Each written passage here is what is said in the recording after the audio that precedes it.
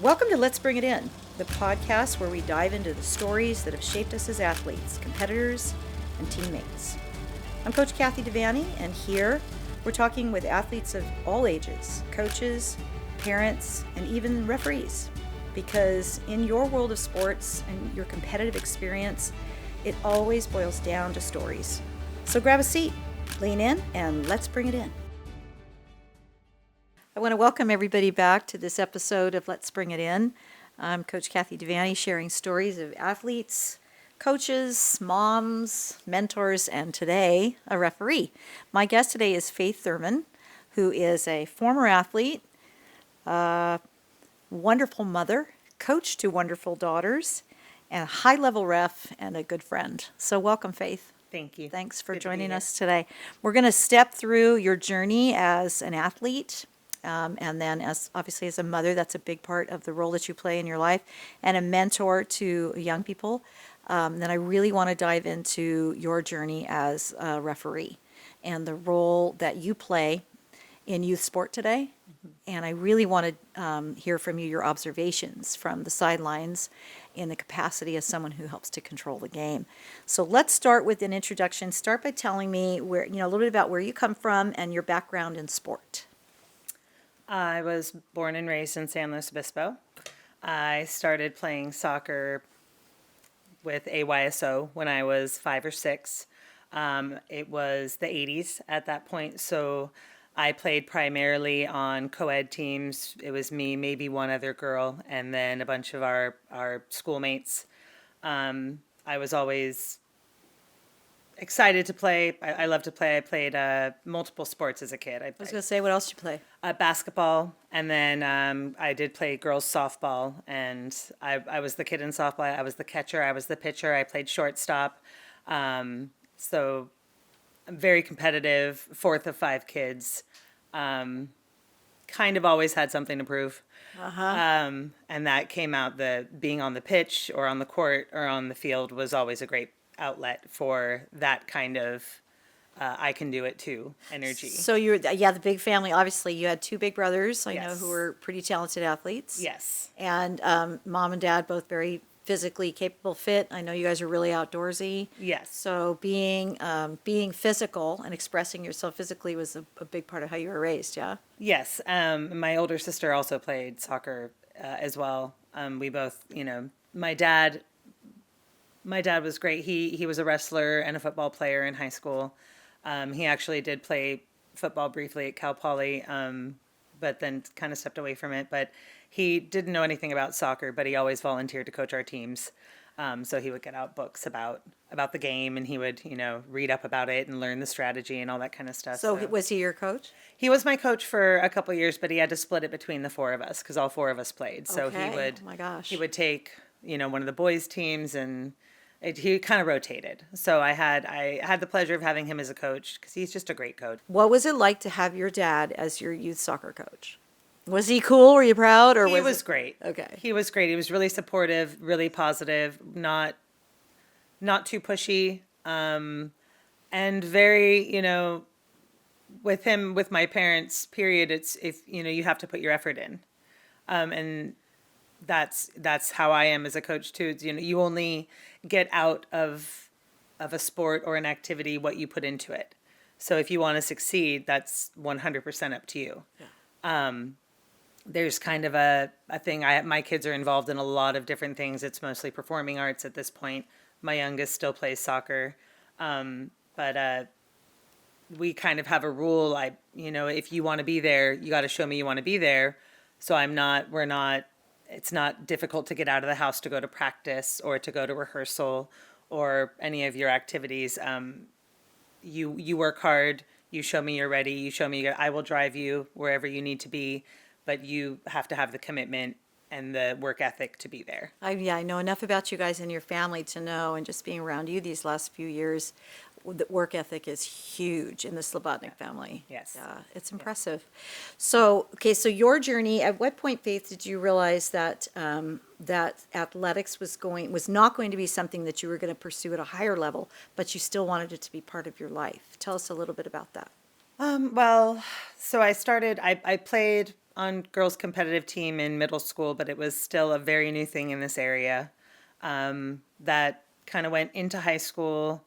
I actually left public high school for an independent study program sophomore year, and so I wasn't really on a school team my last 3 years of high school.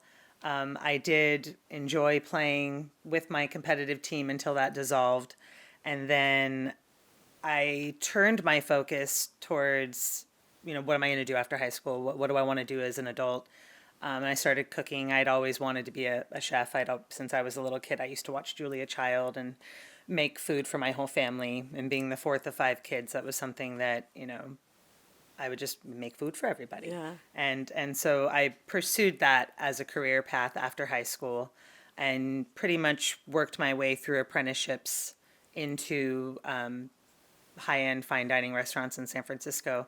And I always, my whole family plays soccer. Even I have a cousin who played like Olympic development in high school. And so it's kind of something we do when we get together. Or, I'll just mess around with my brothers or anything like that. But I had a friend that I worked with at a restaurant in San Francisco.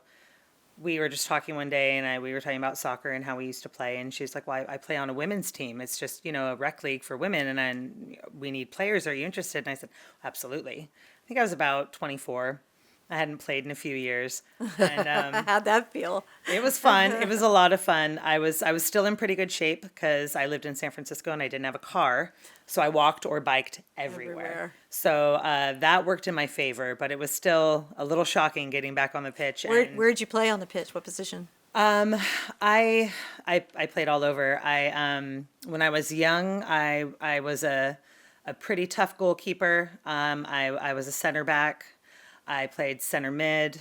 I found a love of like striker and kind of like the 9 position, like center.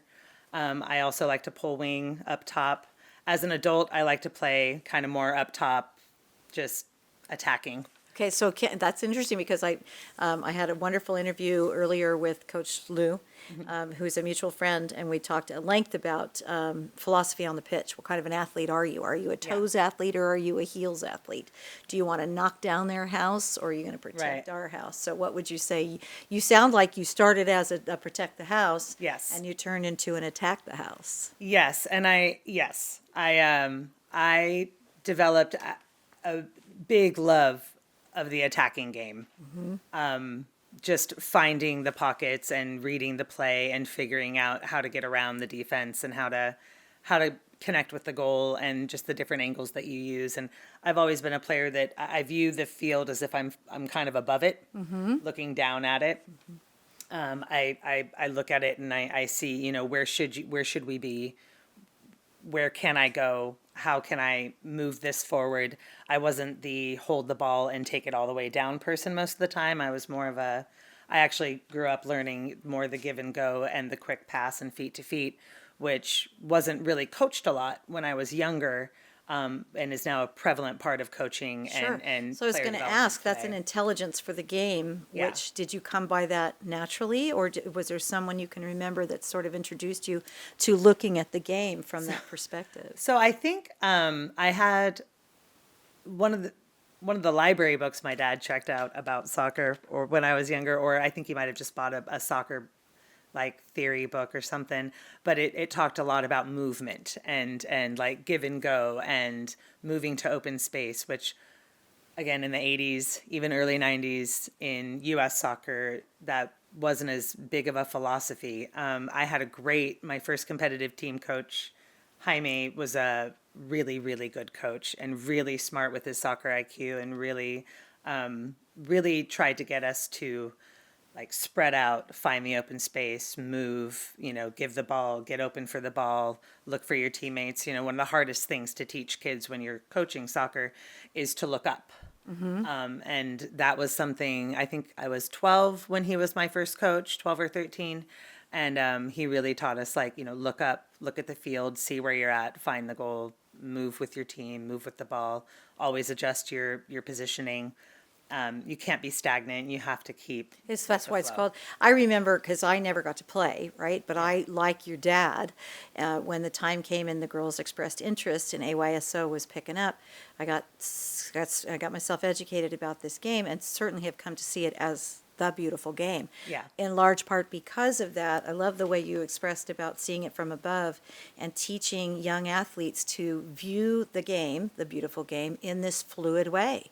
Yeah. To that moment that comes with a young athlete when they see the space and not the feet, Yes. right? That they understand that the way the ball is going to move down the field is by sending it to space for a teammate. And that click that is, oh, I get it. It's a Yeah. pretty, And you see them move.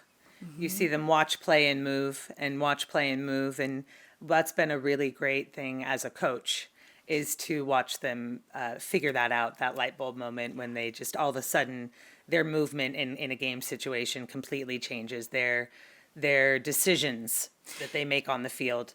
That's one thing I always loved about soccer was how much you have to think. You have to think ahead. You have to think on your feet. You have to be ready to change. You have to be ready to adapt.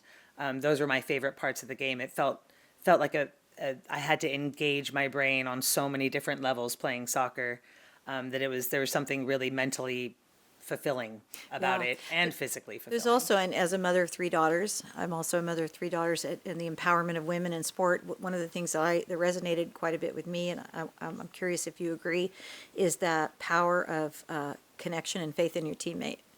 When Yes. you just send the ball and you've rehearsed it and practiced it and they're just there and it makes the thing happen. I actually, when I coach, because I also coached co-ed, in addition to just girls, but you always have those kids that naturally have a little bit more ability, or they're just more athletic, or they've just been involved in sports longer, so they have this different physicality about them and understanding of movement.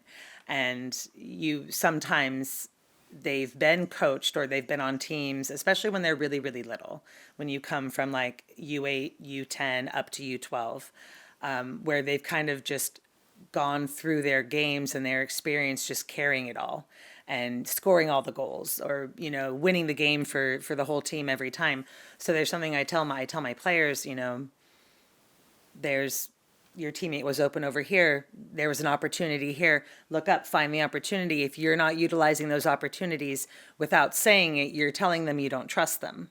So it's important to show your teammates that you trust them, and if they don't make the shot, that's okay, they'll get it on the next one.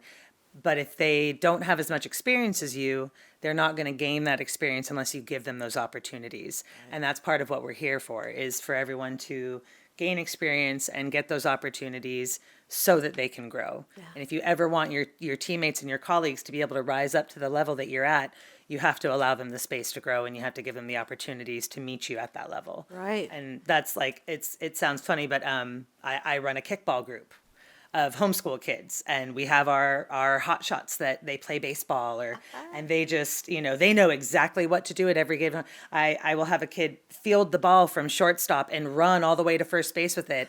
And the person standing at first is like, Right, gonna throw it. and I'm like, hey, throw the ball. You can, trust your teammate. Yes. It'll get there faster if you throw it. And So, trust share- is a big thing. Yeah, and extremely important right now, which we'll get to in a little bit. But share there was a pocket of time in there where you moved to San Francisco and you got going on your artisanal abilities, culinarily speaking. So there was a gap. What were some of the things that you experienced in your growth as a young woman and an athlete? Now you're 24 years old and you're playing in a women's league. So what did you find about yourself and the situation and the sport that had changed? I was finally in a situation where I was playing with other women who had experience. When I played as a youth athlete, San Luis AYSO didn't have a girls only division until I was 13 or 12 and a half. I played primarily co-ed. And then when I got onto the high school team, over half our JV team had never really played before.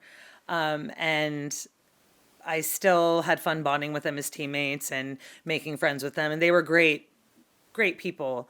But as a player who had been playing since I was 5 or 6, who was very competitive, I was frustrated that I wasn't playing at a level, that the level wasn't higher, that the experience wasn't there, and that it was, basic things like connecting passes or reading the field, knowing or giving me the ball into space where I should be, not back where I was. Right. You know, Being a good, what am I, 17, 18 years ahead of you.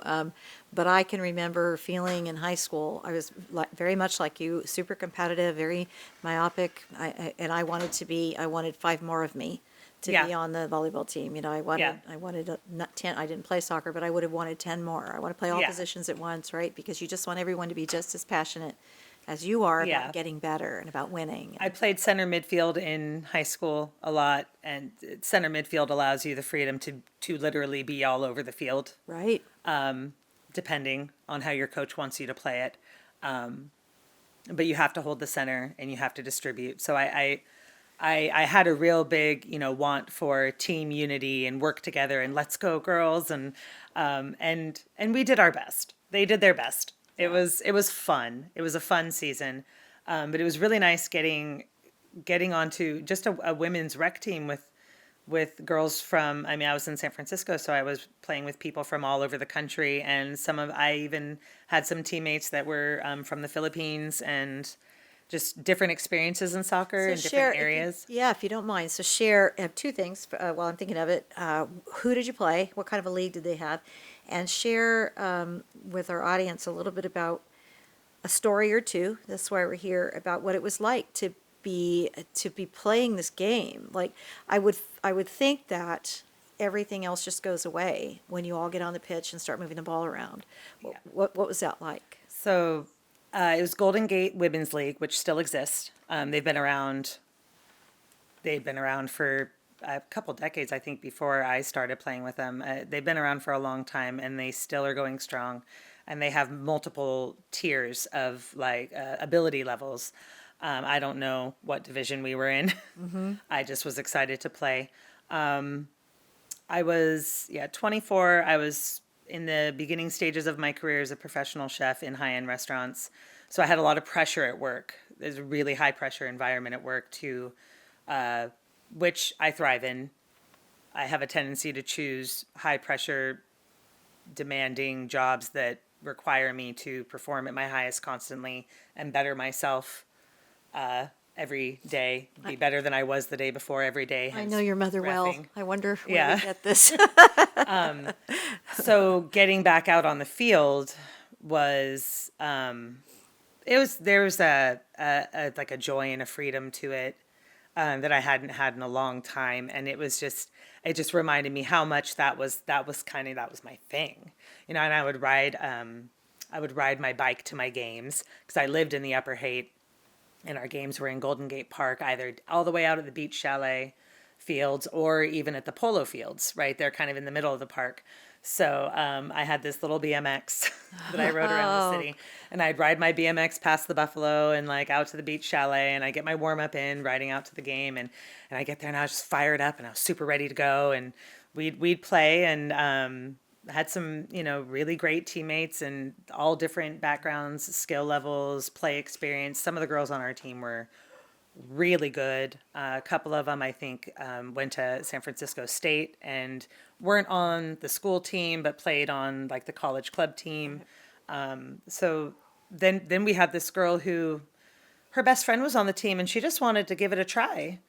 And then by the end of the season, she put in so much work that she was one of our best players. She was naturally athletic. That's awesome. And that was really fun too, to kind of just watch, a 20-year-old just go from I've never done this to being extremely successful on the field. And it was a sisterhood that I hadn't had in a long time that I missed a lot. And we got sponsored by some dive bar.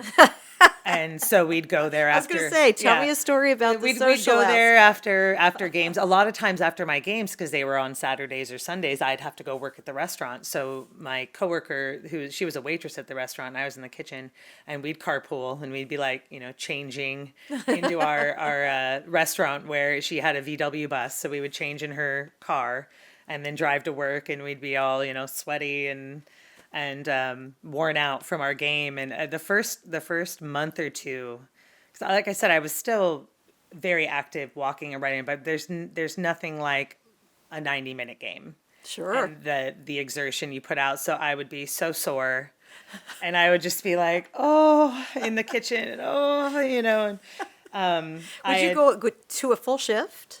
yeah, and my shifts were usually I would get in at around 2:30, 3 p.m., prep your station, dinner service from 5:30 to 11, clean up, and you're out by 12:30. Oh my gosh, Faith. To be young again. Yeah, No?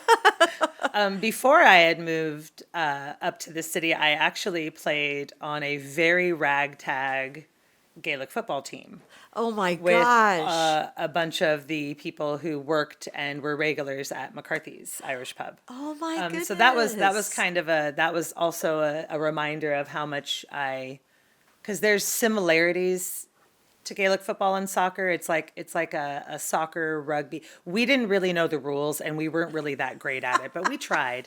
And Oh it my was more of just a goodness. social fun thing to we Who get did you guys play? I didn't even realize there each was. other. Okay. And then there was maybe one or two times where some of the guys who put the team together got a team from like Fresno or something to come out, and then the girls who were on the team weren't allowed to play in those games just because it's like rugby in a lot of ways. It's very physical, and there's padding, and so we just kind of cheered our teammates on from the sideline. But joining that team was just kind of a reminder of how much I enjoyed just being outside and being on a physical. field and playing Yes. and being physical and playing a sport with other people. So when my friend had asked me if I wanted to play on her women's team, I jumped at the chance. And it was, we briefly had a coach. He came in and tried to be our coach, and poor guy, it didn't work out for him. We were all very opinionated. But it was a lot of fun. We would go grab a beer and, fried food after our games if I didn't have to go to work, or if I had enough time, if it was an early game, we'd go get lunch and then I'd go to work. It was exhausting, and it was just really, really fun. And I made some great friends on that team and met people I probably wouldn't have met otherwise. Especially working in the restaurant industry, you don't have as much of a nightlife as a lot of the other people your age in the city, because they're all eating at the restaurants you're working at. Right. And they're all out having social time and you're at work. But that it was really fun. So it offered balance in your life, right? And obviously at this point, now that you're thick into raising your own family, upon reflection, which is a big part of what I'm doing here with this podcast, is the reflection. It brings a smile, and I'm sure that things fall the way they fall. Sometimes they just land in our laps. Sometimes we make them happen. But they're part of what sustains the memory banks of Yeah. joy at having led a good and full life when you were young. I think the best game with that team, we played a game at the polo fields, and the Hardly Strictly Bluegrass Festival was going on. Oh my goodness! And It's Dolly a Parton bucket was list. playing, and we could hear her during her set. We were Get playing during her out. set, and she was just on the other side of a little hill in the park. So you were almost at a Dolly Parton concert. Almost, yeah. At Golden Gate Park. Almost. That's fantastic. All right, let's segue into, I want to hear about the kids. We'll talk about them toward the end, but let's get into the professional development toward deciding to become a ref. Just step me through. Well, first of all, start by listing off your certifications for me, and then I'd like you to kind of step us through chronologically how this came about, because I've known you for a couple of years. I knew you when you were a little girl, but I think it's absolutely fascinating, fabulous, and wonderful that you are who you are as a ref. That's a very particular role. It's easy to say, I want to be the Yeah. athlete. Yeah, I'm going to be the coach, but to Right. choose to ref, I bow to you. So I was volunteer coaching all three of my girls in rec soccer in Berkeley. The youngest one, I was teaching an under 5 class. It's like 3 and 4-year-olds, just teaching them inside the field, outside the field, how to kick the ball, things like that. And then I was coaching my middle one's U8 team and my older one's U11 team, actually, because there's enough players up there. They do in every year division. So the rec league needed more referees. Everybody always needs more referees. And I had actually started playing pickup with a lot of the people who ran the rec league and who refed in all the different youth rec, because we were in Berkeley, so there's quite a few different clubs in the East Bay.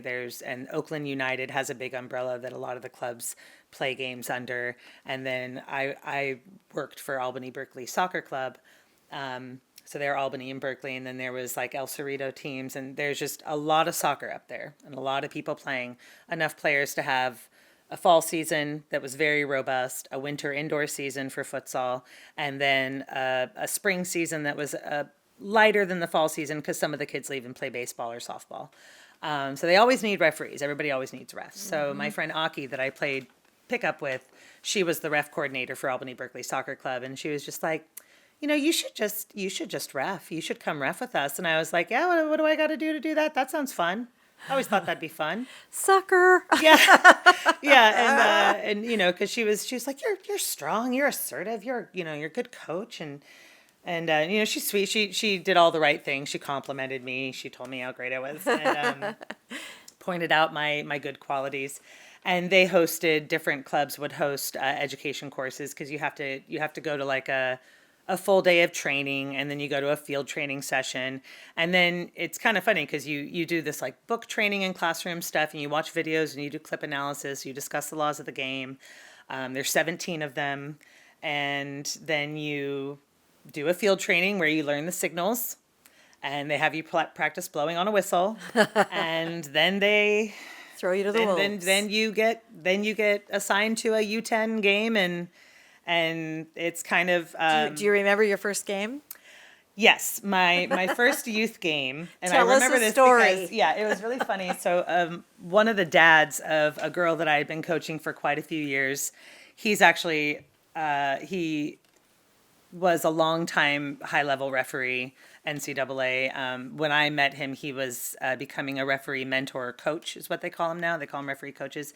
He's actually now a national coach, so he can go anywhere and mentor, evaluate, and assess referees and coach them and teach them. It's very cool.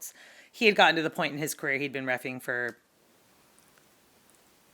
15, 20 years, and he just wanted to move on and still be involved, but do it in a different capacity. Mm-hmm. So my first ever game, I reffed his son's U10 team, and he was the coach. Oh, he was the coach. And I was so nervous because I knew I was going to do something dumb, and that, that he was going to be like, well, that was fun. And why'd you do that? But he's a really polite guy. He's a really nice guy. And he didn't point out everything I did wrong, but I knew I made a couple mistakes. And he did make a joke at the end of it where he was like, yeah, I didn't realize that, whatever had happened was an indirect free kick. That was an interesting one. I'm all... Yeah, I don't know, and it wasn't, and he ended up being one of my first. He was the person the first time I had a really, really, really bad experience on an adult game. Mm-hmm. I called him from the parking lot. Oh, really? What do I do? How do I handle this? And he was a really good person to know, but doing his son's U10 game, it was. Kids' rec games are hilarious and endearing and funny. They're sweet. They remind you why sports are fun. Mm-hmm. The kids are just, they don't know where their arms are. They don't know where their legs are. Then there's like those two kids that are just on it, and they're amazing. And then the rest of them are like, Picking the grass. Whether they're there. I've coached kids who were like identifying bugs on the field and and having conversations with the other team. Yeah, making best friends. Yeah. So that was a U10? That was a U10 game, and I did a season. I think my first season with reffing for that club for that youth rec league. I did 25 games in the season while coaching two teams. Which was a lot. It was a lot of time at the field on Saturdays, but I was really enjoying it. Sure. It was a lot of fun. And I had been playing pickup a few nights a week with a group that everybody in the group, apparently, I didn't know this when I started playing, but almost half of them were referees for different youth organizations. Oh, wow. And So you guys have they'd all been soccer people in the East Bay for years and years and years. So I just had told Tony, my friend Tony Wright, who runs Albany Berkeley Soccer Club. I said, hey, Tony, I want to play. I need a pickup game. I'm like, where do you play? I know you play a lot. And he invited me to come play with his group. And it's this group that's been playing soccer together since the 70s. Nice. And it's everywhere from their 12 to 14-year-old kids up to literally 82-year-olds with double knee braces on and everything in between. It's probably the best pickup game I've ever played. And we played 3 days a week. That was one of my, I'm still searching to replace that. Somehow, I don't think I'll ever find exactly that unless I go back up to Berkeley and play with them. But That was the sweet spot, huh? it was amazing. They Yeah. were incredible people. It was all about the love of the game. We were out there because we enjoyed it. We were out there to have a great time, and everybody was really good too. I mean, some of the people who played, like, I improved as a player more than I'd ever improved in my life. So this as is a this player. before the girls came? This is what you've got a couple of them. How old? When did you have the girls? At this point, I had all 3 of my kids. Okay, yeah. So, Doing all of that. Oh yeah, you said you were coaching. yeah, and so all that. Aki talked me into getting certified early 2018, Oh wow. or Okay. it might have been late 2017. Okay. Sometime around then, and I just started doing youth games, and then I worked the spring season. One of the guys that I played pickup with, just after a game one night, he's like, hey, are you free to ref on Sunday nights? The men's league that I ref for is trying to schedule me, and I quote, I'm getting too old to be up that late. And so the games were at 7 p.m. and 9 p.m. And I said, I'd love to do it. That sounds like a lot of fun.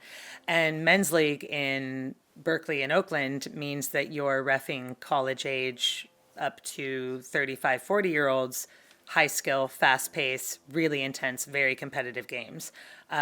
Those games are kind of like when I do the college club games here or junior college games. Right. I very quickly increased my sprint speed.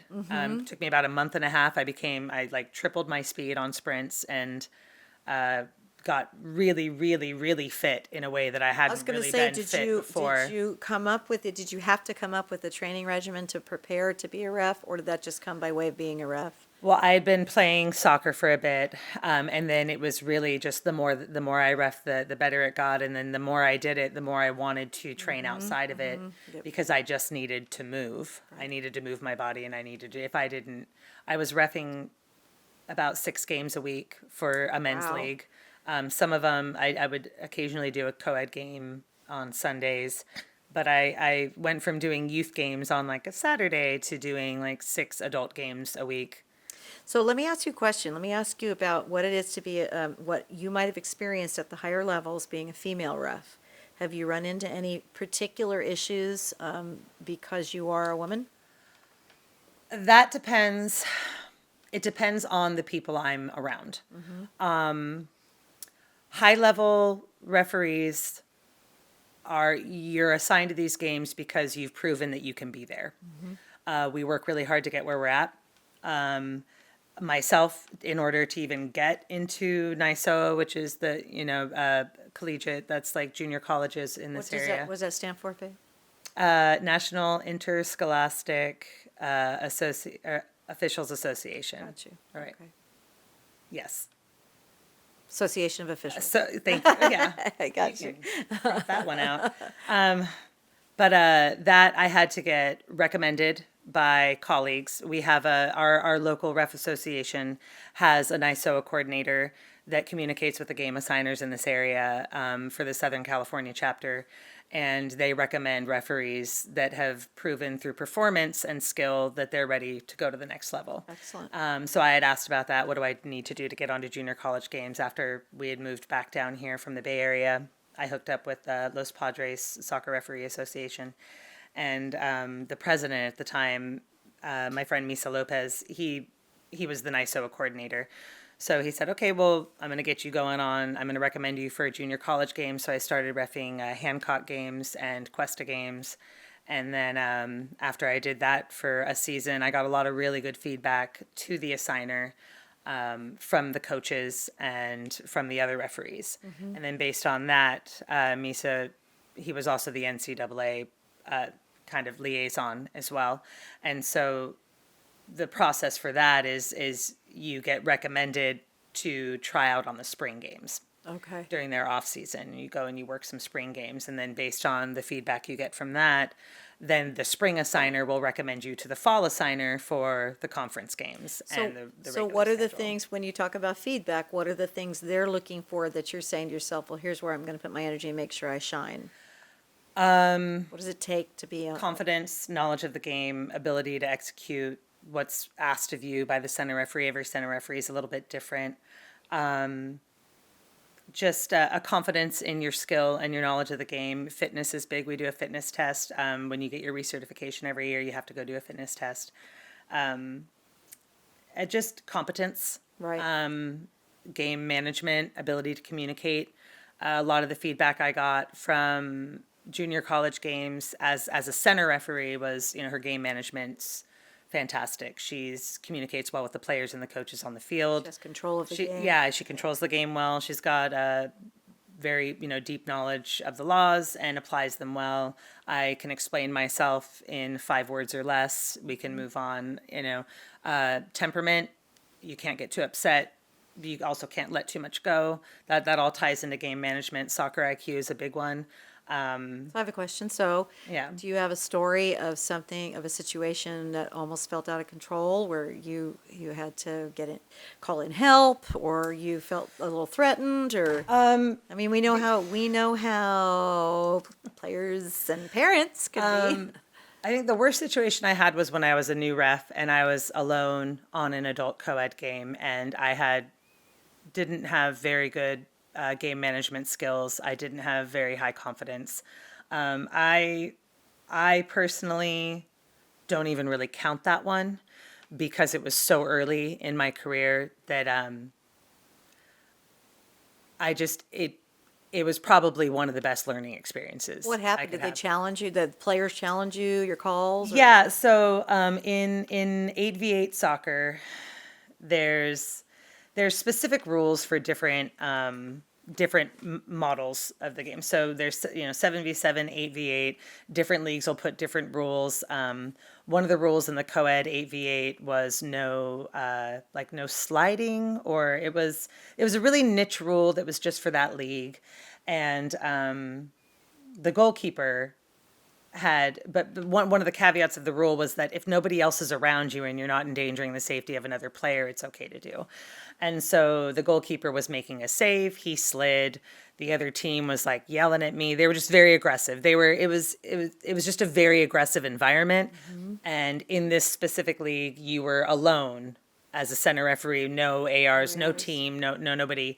I wasn't super confident. I knew that allowing that for him was correct, but I didn't have the confidence or the ability to assert myself to let them know that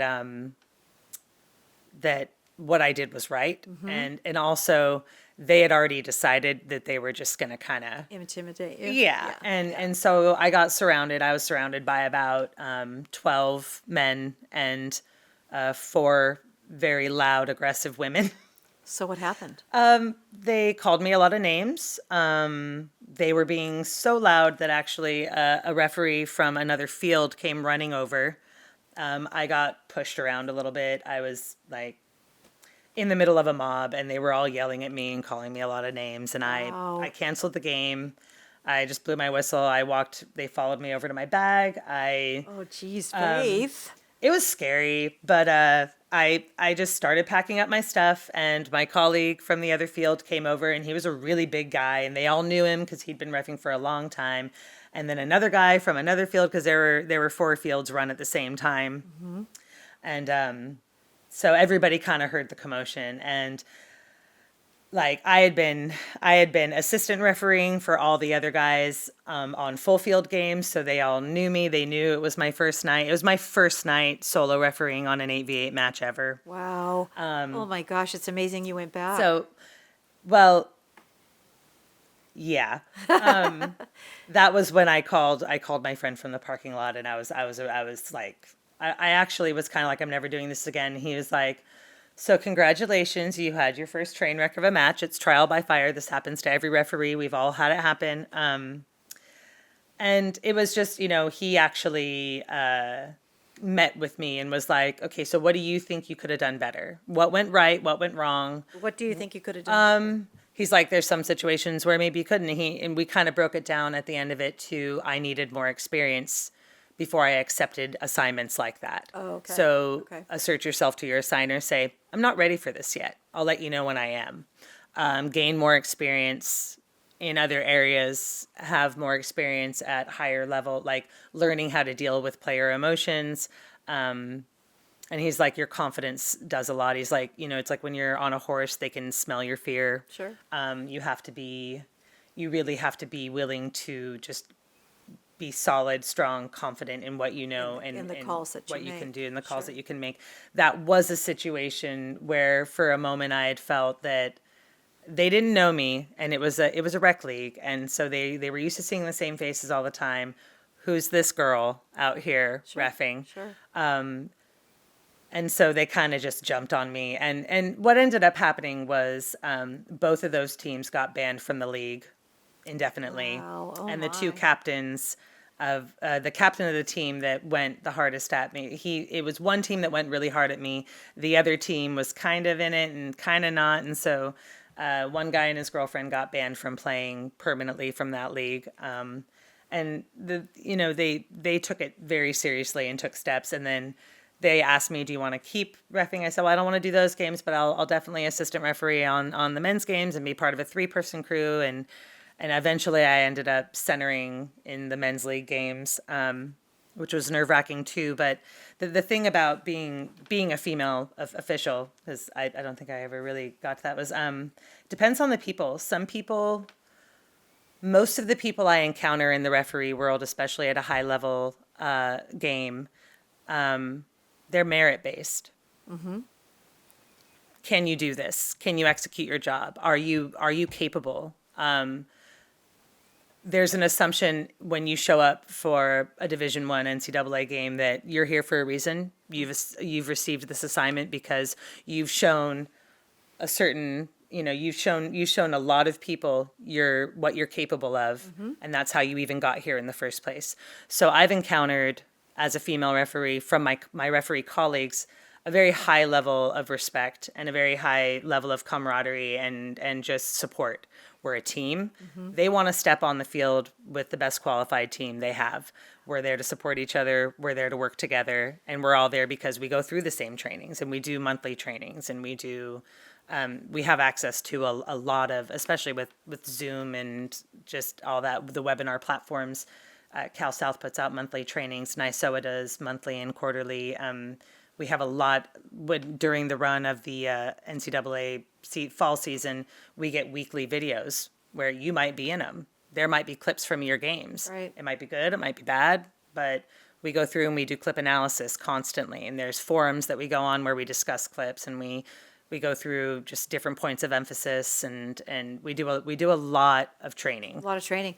Well, yeah, because the more, if you think about it, I'm a huge fan of this beautiful game.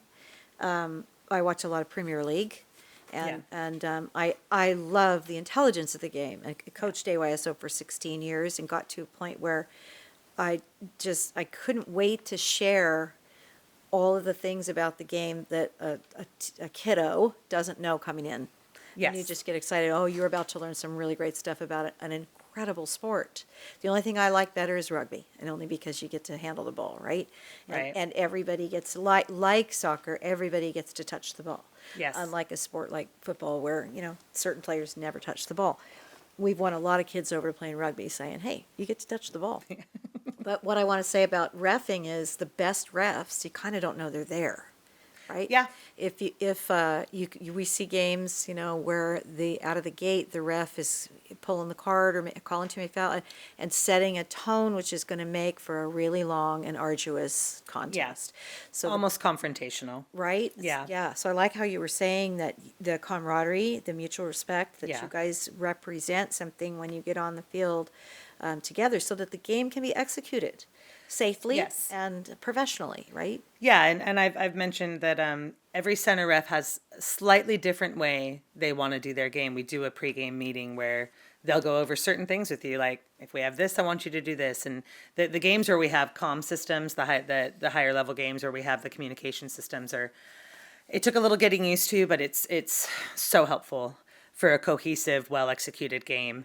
There's so much we can do with the communication system that I was actually fourth official on a UPSL game. Wait, what's the fourth official? Fourth official is You got the center and the two ARs. so when you watch Premier League games, you know when they substitute and there's somebody holding yeah. up that's the fourth That's the official. fourth official. So yeah, so you Okay, have you heard it here first, folks.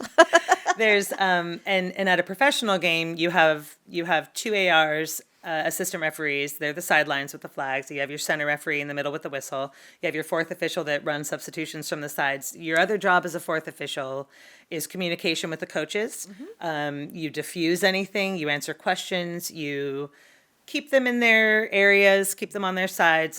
You also are an extra pair of eyes looking from another angle. There's a lot to look at on the field. There's a reason there's so many people there. Bodies can block things, different angles, you can see different things. There's a lot of tactical fouls, and the delineation between what could be a potential send-off, which is a red card, or a caution, which is a yellow card, or just simply a careless foul. They have different levels and degrees of punishment or what happens.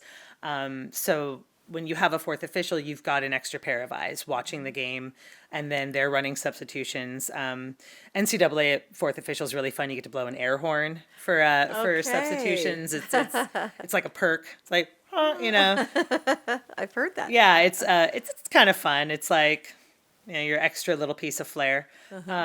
We don't have the sign to hold up with the electronic things telling who's going in for who, so we just blow a horn. Okay. But it was interesting. We were doing the UPSL game, and that's like there's like 4 tiers of professional soccer, and UPSL is kind of like the bottom. What does UPSL stand for?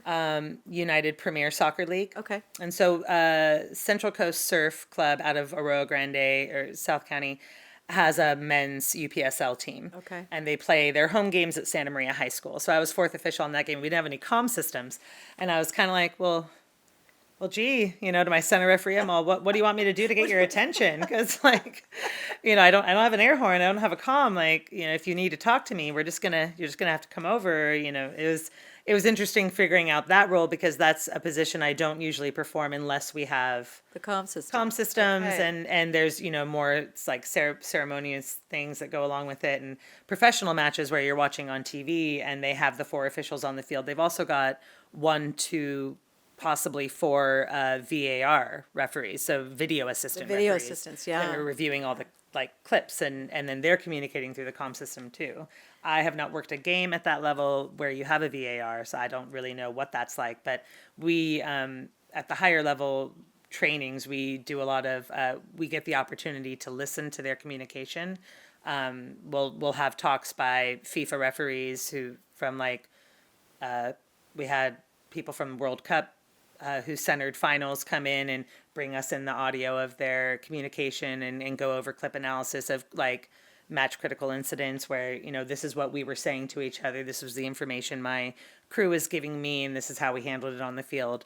Because you have to show everyone that you know what you're doing, that what you're doing, that's why we have all these signals and we have all these things and we do all this, you know, funny things, but it's to let everybody know what's happening. Exactly. Yeah, that totally makes sense. Yeah. So, okay, so so how many years have you been reffing at a higher level? I've been an NCAA ref for 3 years. I've been an ISOA ref for going on 4 years now. So that's my collegiate experience. So in that time, Faith, I want you to talk a little bit about what you have witnessed what's your impression of the athletes that you've seen play? Because you kind of started coming out of COVID, right? And Yeah. we've seen, you know, all sorts of changes in the vibe of the athlete coming out of COVID. At this level, what are some observations you've made about how play has evolved since you've been a ref? The athletes are extremely driven. They work very, very hard, and they're smart. Their level of play is something as a younger player in the 80s and 90s, I didn't even really, you know, you don't know that exists. It's not surprising to me that they're at this level. I love the evolution of the female game in America because other countries were ahead of us in that aspect. We did actually, pour a lot of funding once it became more popular in our country into female development. So we ended up with our World Cup women, winning U.S. women's national team, which has been incredible. Just seeing the difference, even at a high school level, the quality of training, the level of training, the immersion, the well-roundedness of the athletes. They focus just the style of play I was going to ask, is can you so share about different. so what's different? Well, so example, there's a style of play that's, and I spend my entire volunteer coaching career coaching this out of youth players is boot it, long balls, just kick it, clear it, get it out of there. There's more focus on like the build out and where you take the ball and you work it out through your team. You play feet to feet, you pass, moving to space, finding the openings, moving to those spaces, moving with the ball, clearing it out instead of just boom, boom. Exactly, love all. I hear boom. what you're saying. I Yeah. can remember watching the women play, 5, 10 years ago, and notably slower. And you don't see that as much. The whole game is ramped up in terms of speed. Yes. And like you said, threading and footwork. Yes. As opposed to long feeds. So Yeah. the ability to control the ball up the field it's been exciting to watch the evolution of that, both for the men and the women. And the differences in how the women play and the men play, there's physiological differences in our bodies. There's differences in how we approach the ball based on how we're built. Men have like a bigger upper body. They'll come in. There's a lot of your contact can be upper body. A lot of women contact is kind of lower down by the hip. Little tiny things to look for, but as a whole, there's like you're saying, it's so fast. My first Division I men's college game as AR, I was like, How are we going to keep up? I probably did almost 5 miles in a 90-minute down. game in half field sprints. And I was booking. I got out of the game and I was like, all right. Because I came to reffing older than, like, if there's one thing I wish I would have found it earlier and started younger. I probably would be in a different point now. And it's funny because I do ref with a lot of people that are older than me, but at the same time, there's days when I'm like, man, I wish I was in my early 30s. So do you want to be you're hoping to level up to center reffing? I'd like to get on center reffing for Division II collegiate, like NCAA would be nice. I think I could do Division I. I'm working my way up there. Tell us a little bit about what the steps are. How much work is it? How long would it take you to take those steps? Well, it's really just about I have to get assessments done. I have to keep my fitness up, get assessments done. I think the biggest thing is just confidence and just going on the field and Having game management, experiencing. controlling the game, and having experience. I'm one of those people that likes to make sure that I've got a good level. I'm not really like a fake it till you make it kind of person. I'm like, I am here because I've worked hard to be here, and I can do this because I have the background and the solid experience to carry this out.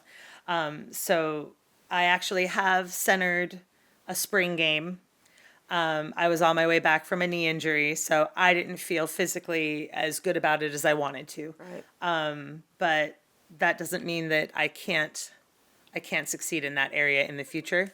I think I still have a lot of space and a lot of time to get up to doing that. I've been assigned and worked some Division II spring games down in Santa Barbara. And it's just about continuing with your education, continuing working. The more games you do, the better you get. The more you stay practiced, the more. Last season, the great thing about reffing right now in this area is we go fall season is youth competitive and collegiate competitive, and then spring season winter we have high school season here. There's a lot of areas in the country where high school season has to happen before it snows. Exactly. So we have the ability to have our high school season in the winter, and then we go we just came off of the high school season about 3 weeks ago. Middle school just started up. That's been fun. That's a fun one. I'd had a couple really fun games yesterday with some 7th and 8th grade boys. That was a good time. But then we're going into, I think I have my first spring NCAA game on the 5th of April. So it's nice to not have dead time between. Yeah.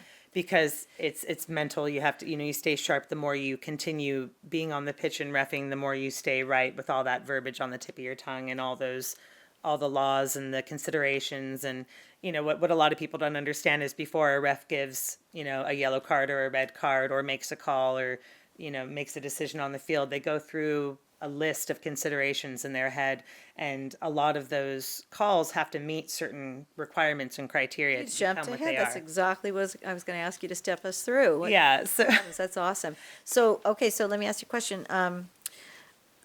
Obviously, like being a coach, like being an artistic director of a ballet, like your mother is, like being in theater, all these things, we don't do it for the money, right? You don't ref for the money, do you, Faith? Do you make a no, do you but make a it's small nice. profit? So what is the driving force behind you wanting to do? You speak with such passion about this. You always have. It's something that I really enjoy. I became a chef because I loved to cook. I loved to nurture people. It was something that I felt like I could continue to do because I love it. If there's one thing that I try to teach my kids, anything anything that you spend anything that's worth your time is worth 100% of your effort, and anything that you're going to put 100% of your effort and give your time to should be something that you also enjoy and love doing. Because if you're spending your time and your effort doing something that doesn't fulfill you, then you're wasting. So to that end, I hear you. So to that end, you get the call or the email or whatever. Mm-hmm. What's the game that you go, oh yay, to, or the game that you go, oh, all right. Middle school boys. Actually yesterday I got to work with one of my favorite people to referee with. She's kind of like a Central Coast icon, and she's an inspiration to me. Who's that? Her name is Jonna Dowd. Okay. And I don't even know how old she is because I can't even pin her down into a box like that. Well, next time you come on the show, bring her. She's exuberant. She's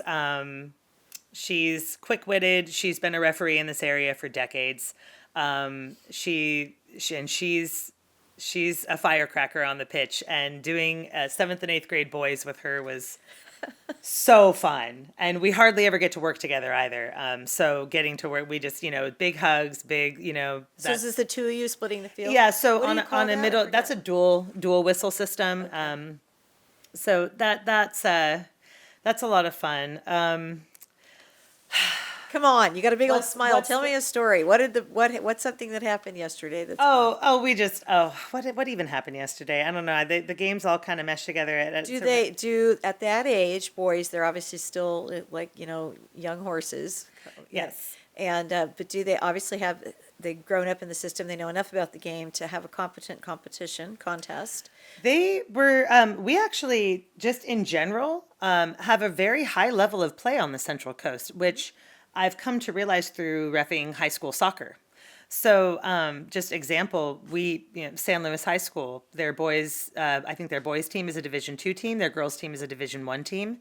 Their girls made it to the semifinal match of the regional, so they got second place in sectional, and then they went to semifinals of regional.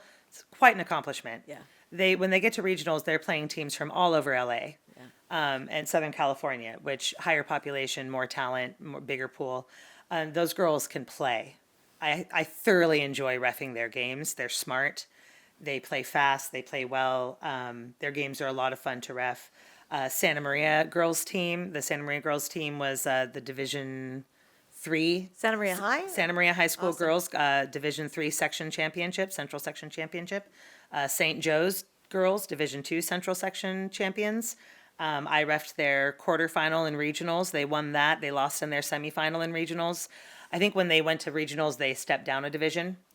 I know that the Slow High girls did because they were second place Division 1, so they went to regionals for Division 2. I will never understand how all that I don't changes know. from year to year. Me neither, and I don't know who makes those choices and how they determine it, but I do love that the Slow High girls got a second chance to go to the regional playoffs. I think they worked really hard.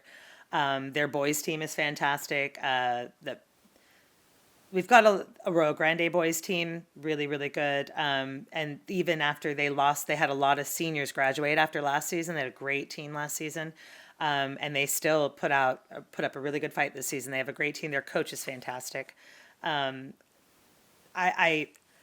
did a Division 5 girls Central Section playoff game in Bakersfield. And I drove out to Bakersfield. I was stoked to be center ref. I got chosen to be a center ref on a final. The Central Section game or referee coordinator asked if I could be on that match, and I was excited to meet him. He's a former FIFA referee, really nice guy.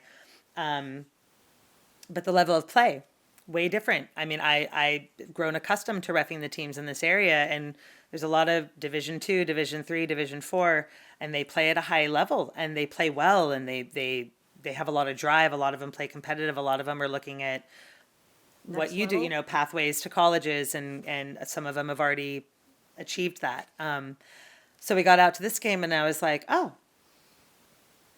well, this is different. A little different tempo. Yeah, a little different tempo, and the girls played their hearts out. They had probably the best game of their life for what they did. And then I was talking to the coach of one of the teams afterwards, and she said, yeah, a lot of my girls don't play outside of high school. This is it. And I was like, oh, okay. And so a little surprising. I would have thought that Bakersfield Valley would have a strong club presence. They do, and they have, like I said, it was a Division 5. Right. So they're Division 1. I mean, their higher division teams were playing in other areas, and they were out of where I was going to go. So, but I drove back kind of like pretty grateful for the level of play that I get to experience in high school here, and that I have the opportunity to ref, because then when I go to my junior college or NCAA games, it's not such a disparity. It's exactly, and I feel like I'm still well practiced and like a well-oiled machine. I'm constantly in the mindset, and I'm constantly in the groove, and so that brings me to the next series of questions, and then I don't want to keep you here forever. We could talk forever. You'll come back, right? Sure. Yeah. So from your vantage point, Faith, I like what you just said about. I mean, it's obviously. I'm a little biased because I love our Central Coast families, and all up and down. So you've seen a higher level of play here. So bringing it back to what we're trying to do with Athletica US, and that is to offer pathways for talented athletes. I get the feeling, in a way, with the soccer community that even Llewellyn referred to it in my interview with her, these young athletes don't really know how good they are. No. Do you see that as well from where because you just described what really is a high level of play across multiple divisions and communities. Yeah. And what is it that you think, why do you think that is? It's the environment they're immersed in, right? They have competition right next door. The teams that they play that are from their area are a high level of competition, and they're just working hard to be their best, constantly working hard to be their best. From your perspective, do you think many of our girls could play college ball? Absolutely. Yeah, I was coaching a girl who's actually on Llewellyn's team now. And her mom told me, this is, I think last year or the year before, I was her U12 coach. She's very smart player. She's one of the most coachable players I've ever had, especially at a rec level. I would tell her, hey, try this. And she would go out and do exactly what I asked her to do. Yep. And then I watch, she would take all the information I would give her, and my philosophy as a coach is practice is the time for me to give you input and for me to teach you, and the games are for you to showcase what you've learned. So I try to let my players do as much thinking for themselves on the field as they possibly can. The things you'll hear out of my mouth from the sideline are, look up, where's your help? Where's your help? Look up. Like, find your help. Where's the open space? How can you help her? Like, if, let's say Sarah has the ball, Jamie, how not- can you help Sarah? How can Right. you not? I'm not telling her where to go. Right. I'm not telling her what to do. I'm not telling her who to mark. I'm saying, how can you be involved? Where can you go? Look up, find the open space. Right. Where can you move? And so this girl, just watching her think and move on the field. And her mom came to me one day and she was after one of our games and I was like, man, she had a great game. Oh, she's so smart. I'm so proud of her. And her mom's like, yeah, she told me she wants to get a scholarship and play Division I soccer. And I'm like, well, she can absolutely do that. She's like, you think so? I'm all, yeah. It's like, all it takes to be a D1 athlete is a solid work ethic. I was like, you have to be willing to work hard. You have to really want to succeed. And I was like, it's like I tell her at practice all the time, the only person that can make this happen for you is yourself. And And you just need somebody to help you know where Yeah. to look. And I I don't said- know anybody who does that here on the Central Coast. yeah, well, I can think of one person. That's so true. That's just it. They don't appreciate because they are immersed in a high level, right? And they're in a constant comparison of the person who's next to them who's also very talented. It's something I tell my girls with theater and ballet and singing and even my youngest that's still in soccer and when the other ones were in soccer was there's a couple things you really need to do to help yourself out. So I think one thing that as girls or women, I think a lot of us, especially as an athlete, we're very hard on ourselves. Some people, and this is something I'm seeing changing just on a cultural level, is talking to your kids about positive self-talk. Like, I use the phrase with my girls, like, don't be so hard on yourself. Like, have standards for yourself, but when you speak to yourself, be kind. Believe in yourself, build yourself up, be your biggest, like, I tell my girls, inside my head, I have this picture of a little me going, you got this. Yes. You can do it. If I make a mistake on the field, I'm talking to myself, that's all right. Just crumble it up, throw it away, move on. Like, you can do it. That doesn't define you. Mistakes happen. Yeah. You can't learn without failing. You have to be willing to mess up. You have to be okay with mistakes to know what you need to do better next time. So there's nothing like take every mistake you make and don't beat yourself up about it, but decide what you're going to do moving forward. Right, and then the more we grow, we had this similar conversation with our beautiful friend Llewellyn about mistakes. The power of growth comes when the window between the negative self-talk and the turnaround shortens, right? Yes. The ability to adapt the mantra, the self-mantra that says, I got this, pivot, I can pick up, I can Yeah. move on. And that's where the growth comes, because it's going to happen. You're going to keep stumbling. As long as you're Yeah. taking risks, as long as you're pushing to threshold, you're going to make Yeah. mistakes and stumble. So it's a matter of how long it takes until you pick it back up. And that's what we as women and mentors can provide the people, the young people behind us. And nobody ever does anything perfect the first time. And you have to keep trying because, there's a saying, like, you miss all the shots you never take. If you don't keep trying, you don't know what you're missing out on. That's David Beckham. You're going to miss Yeah. 100% of the shots you don't take. Yeah. Exactly. Yeah. And it's very true. And working with, like, I remember being, because, I told you I played primarily with boys growing up. And then being the fourth of 5 kids and having 2 older brothers that were just these athletic superstars. Even being the only girl at the flag football game at recess or the only girl in the soccer game at recess, whatever. There was this thing where I felt like if I messed up at all, they weren't going to pass me the ball again. I wasn't going to get a second chance. Their best friend Billy could mess up all day and they'd keep giving him the ball and but if I messed up once, it was like, oh, she's the worst. We got to be Don't- twice as don't- good. So I was all, about half I as had this good, like right? perfectionist. I was very, very hard on myself. And now I've gotten to a point with myself where I know I'm really hard on myself. And I've actually had some of my male colleagues be like, get out of your head. You're fantastic. Like, like I have some really, really, really wonderful male colleagues that I do a lot of high level games with. And it's funny because they're younger than me, but they're kind of they've mentored me with reffing because they've been doing it longer and they know more than I do. And, but they also will be the first ones to be like, what's wrong with you? Why are you doing that? No, that's not who you are. Like they'll call me out, like, get out of your head. Oh, what a gift. Why are you here? Yeah. You're here because you worked hard to be here. you got this assignment for a reason. You can do this. Go out there and just ref your game. Go be you. Like, you are on this game for a reason. And then I have a couple like female refs that one of them doesn't ref anymore, but her and I were each other's biggest cheerleaders. I'll text her. I'll be like, I got a game today. I need you to pump me up. And she'll be like, what's the game? And I'll tell her, and she'll be like, and she'll just like pump me up. Oh, that's awesome. So you got, you do have to have your people, but at the same time, like. But I have to say this, though. Yes, you have to have your people, Faith, but what I'm realizing is you not only have to have your people, but you have to have the wisdom and the self-assurance to access your people. Yes. They're out there. Yeah. And I've done it a lot of late with a lot that's going on. I know I'm supported, but to pick up the phone and actually send the text or make the call and say, hey, I just need a shout. Can you give me a shout? Yeah. And I think that's a really important message to get across to young people right now, because I do feel I sense a lot of isolation and a challenge to connect. This is what I'm seeing in the young people I'm working with, and showing them what's possible at the next level and telling them all you got to do is talk to a coach. But that is a huge chasm for them to cross.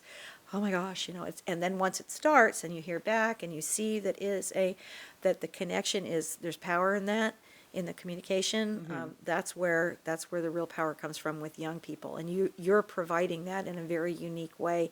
What I want you to close out with this, Faith, by telling us a little bit about the other ways that you express yourself creatively, because I've been the benefit of that beautiful creativeness, and then just tell us a little bit about what it's like for your daughters to see their mom in this capacity. Like in my family, it's all sports. Right. I mean, we have our little artistic things, but everybody's an athlete, and that's kind of what we talk about now that we have, other things happening, but it still always circles back around sports. For you, I love your family. You've got this art, you have the ballet, and you have the theater, and then you have mom over here being a ref. And so what is it like for your daughters to have mom as a ref, and then maybe finish by telling us about artisanal picnic? Oh, yeah. So, they don't, my girls, they've come to some of my college games. And it's funny because as a referee, sometimes I'm like, no, honey, don't bring the girls to the game. No. But they've come and they've come to Cal Poly. Like when I do games at Cal Poly, they'll come because if I'm AR on one side, they can literally sit right behind me and be about 4 feet away from me. And there's this like kind of giddy excitement that my two younger ones will have on their face, and they'll be like, hi, hi, hi, I think one of them told me, like, I didn't know you could run that fast. And and then when I ref, if they've seen me reffing like youth games and stuff, they're like, wow, that whistle's really loud, and like, oh, you're just out there and you just telling people what's up. But they in general don't usually come out and watch me work a lot because it'll be like long days at the field. Right. I'll be out there for like 6 games. But they're aware of what you do. They are aware. I think I'd like to think that they think it's pretty neat. I have heard them tell people like, well, my mom's a soccer referee, and Right. Blah blah. And, I ask them every year, do you want me to be your coach? Yes, please. Like, if you don't want me to be your coach, it's okay. If you want someone else to be your coach, that's fine. No, Mom, I want you to be my coach. Okay, great. Yeah. So I'm grateful for that they enjoy our relationship together as a parent and a coach and kid. I don't single them out on their teams or anything like that. But I think they're proud of me as a referee. They've seen me struggle. They've seen me come home from some pretty rough situations where maybe like I didn't feel like I did too great of a job, or just I've been frustrated, or had a rough game, or had some things with colleagues or work, people I work with, or just some tough crowds. I've had, there's been situations with tough crowds where it's the people, the adults in the room that show up too. They make a separate sport out of harassing the game official. It doesn't matter what you do. Mm-hmm. It doesn't matter how good you are. They showed up to loudly just kind of protest, and it's their pastime, which is a bummer for their kids. It's disheartening. We could have done and may do a whole show on parents. I have read about former athletes who come back to their hometowns to ref and or coach and can only make it a year or two because of before parenting. And we heard it a lot before. I don't read about it so much right now. I know it's still problematic, but Yeah. I'm sure you've seen your share. Yeah, yeah, and it's actually a reason why we don't have it contributes to the match official shortages across all sports. And it's for I think for it's disappointing. Yeah, It's disappointing. It's discouraging. It is because when I'm at a youth game, I'm there for the athletes, and that's one thing I've been communicating to administration at games like high school level. I'm here for the athletes. 100% of my attention is for the athletes. I'm here to officiate their game and facilitate their game. I'm not here to interact with parents. I'm not here to interact with spectators. I need the athletic director, the site coordinator to manage that, you know. Right. And then there's also U.S. Soccer's got a new campaign for referee abuse and zero tolerance policies, and there's a lot being done. Unfortunately, youth referees get a lot at you know, these are kids under 18, between like 15 and 18 years old. They get a lot at when they're doing U10, U12 games, and then they end up not reffing anymore. Right. And that's really the worst part about it is it discourages them from something that could be really great for them. Yeah, like, great From for something them. that could, Exactly. and the game needs officials. Exactly. You have to have officials. It's a piece But of yeah, I think my girls are proud of me in a way. I mean, I think it's entertaining for them that I'm a soccer referee. I think they also think it's really cool when I do NCAA games, my husband will put ESPN Plus on and they'll be like, "There's mom. There's mom. There's mom." That's extremely special. It's pretty cool. And you know, my mom was on TV. So cool. Okay, so when you're not reffing, Yeah. or managing your three beautiful daughters, or working on costumes for the ballet company, what is your other huge passion? How have you taken your love of fine cuisine, which shaped a big part of your young adult life, and Yeah. brought it back into your life now? Well, I have recently started my own business called Artisanal Picnic. And what I'm aiming to do with that, because it's still in its infant stages, we're still getting off the ground, is take my 20 plus years of experience as a fine dining chef and focus that into the wedding industry, private event industry in this area. And I'm offering just grazing tables, charcuterie boards, cheese plates, and dessert tables for private events. I did one for you in your home. Yes. To say, well, before you finish, it was stunning. A New Year's Thank Eve you. celebration that everybody's still raving about. Very nice. Yeah, I worked in a friend of mine. She's a wedding coordinator, and her husband run their own business where they do event staffing, and I've been just kind of picking up shifts with them. You know, as a mom. One of the great things about being a referee is I can kind of set my own schedule. I mean, games happen at certain times. I can block my schedule. I can decline something or I can accept. I can let my availability be known and work around that. So that's the flexibility of the reffing is a blessing. And so I just, you know, I'm kind of like Captain Odd Job when I'm not a mom. So I was picking up just like wait staff shifts to work with my friend because I love her and she's amazing and her husband's awesome. And it's just fun. You know, you go be a part of someone's best day ever. You know, you go provide them with service. And I was doing these events and I was noticing this, you know, there's a lot of like back, you know, 15 years ago when I did caterings for weddings, you would just have the caterer and they would do the appetizers and the desserts but now it's being more compartmentalized. People are branching out and it's more like you'll order, you know, you'll have your caterer that does your main course, but then you'll have this other person come and do an appetizer or cocktail hour. The pregame. Yeah. And then you'll have another person come and do the desserts. Yeah. And I was just looking at it and I thought, well, gosh, I know how to do that.